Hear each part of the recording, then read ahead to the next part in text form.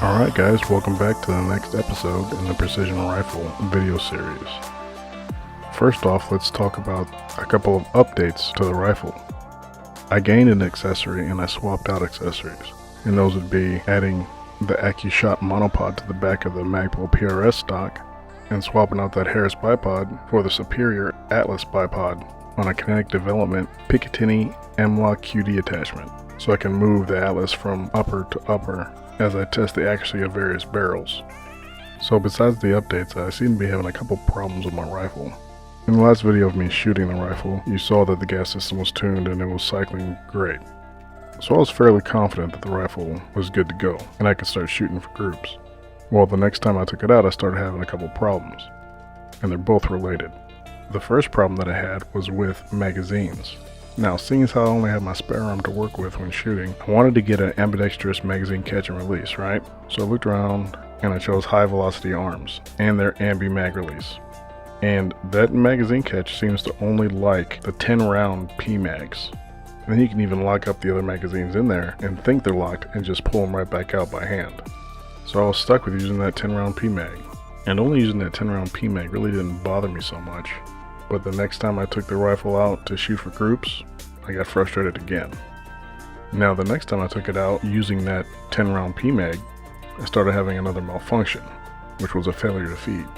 But it was a specific failure to feed. The rifle would only have a failure to feed malfunction if the round was on the right side of the magazine.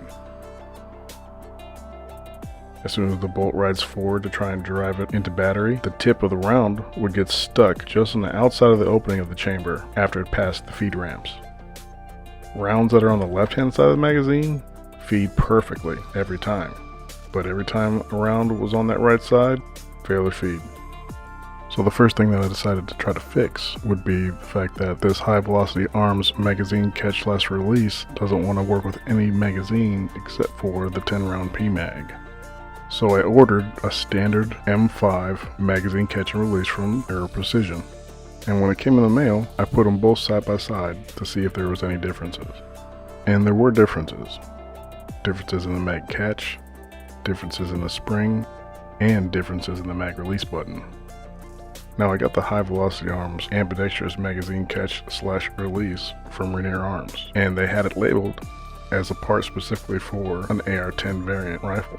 But as you can see, the biggest difference is in the magazine release button.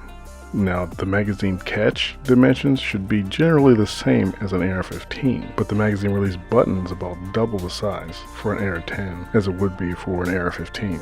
And this is obviously because the AR-10 little receiver is thicker than an AR-15. Now, looking at the standard Aero Precision magazine catch and the high velocity arms ambi catch, the shaft that threads into the magazine release button were both the same length. I looked at the two springs, and it seemed that the standard Aero Precision spring was heavier than the one from High Velocity Arms, because I think they just sent me one from an AR-15. Maybe they mispackaged it or something. I don't know. So in troubleshooting, I thought, hey, cool. All I have to do is use a standard Aero Precision spring and magazine release button with this High Velocity Arms catch, and I can still have an ambidextrous magazine release. So I installed it in the rifle, and I started checking the magazines.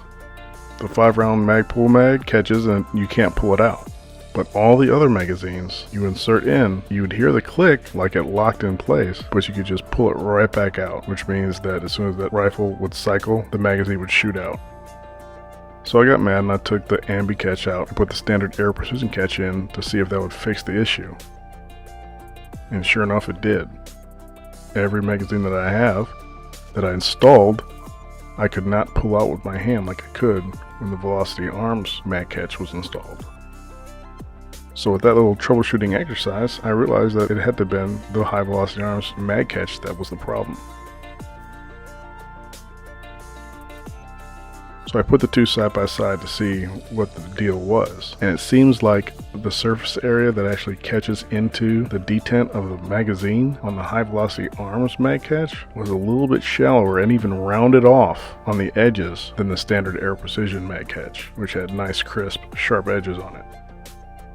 So High Velocity Arms might have let this catch sit in the tumbler to deburr a little bit too long, and it ended up rounding off those edges. So now I'm in the market for a good ambidextrous mag release, and we'll see what I can find. Now this is an Aero Precision large frame AR, and there are two different types of large frame AR variants out there, which would be the actual Armorlight version or the more popular DPMS version. And then when you go into the DPMS, you got different upper receivers, which is DPMS high or DPMS low, so make sure you get the right handguard to fit your upper receiver. But as far as the DPMS low receiver goes, no matter what magazine I used, every time the magazine was loaded to where the round was on the right side of the magazine, I would have a failure to feed. And on the flip side of that, when the magazines were loaded to where the round was on the left-hand side, every magazine fed perfectly. So with all that taken into account, I decided to separate the receivers and take the bolt carrier group out to look at the feed ramps of the barrel and the feed ramps of the upper receiver to make sure they were still lining up and to make sure the barrel hadn't twisted any, possibly during the torquing of the barrel nut. But as we see, both feed ramps still line up perfectly. And about 3 days before this video went live on the YouTube channel, Team Julu Design commented on the trailer I released for this video, and he said there's no big jam issue on his 6.5 AR, but the tip of the bullets seem to get damaged on feeding, although polymer tipped ammo seems to be okay. And when I read that comment, a big light bulb went on, and I realized I was looking at the magazines and the rifle, but I didn't pay attention to the ammunition. In the previous update video where you saw me shooting at the range and you saw it cycling, I was using Hornady ELD match ammo, and the Hornady ammunition comes polymer tipped. The ammo that I was using for this video was prime ammunition, and prime ammunition is not polymer tipped like the Hornady. And that polymer tip made all the difference. I loaded up a 20 round PMag, put it in the rifle, and manually cycled it as fast as I could. I had a couple hiccups, but that was because the charging handle got hung up on my finger, and the full inertia of the bolt carrier wasn't there to fully feed that round like it would be during normal operation.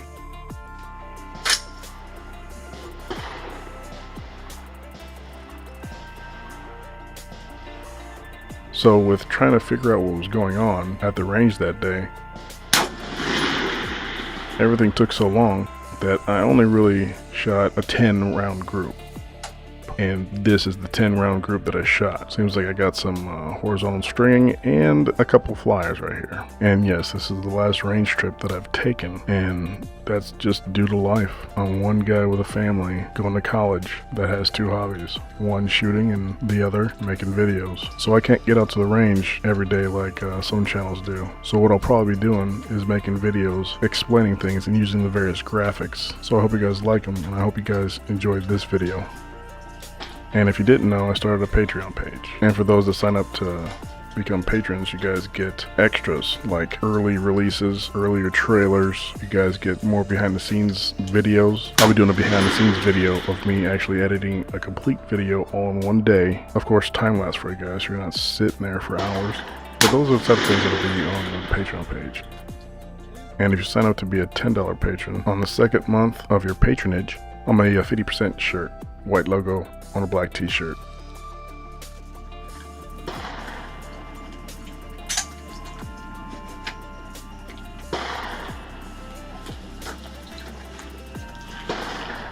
Got the neck? I hope you guys liked this video. I hope it was informative for some of you.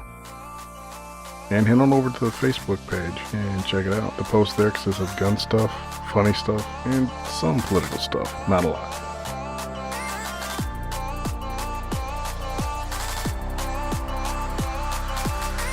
Well, as always, thanks for watching, guys, and I'll see you next time. Thanks.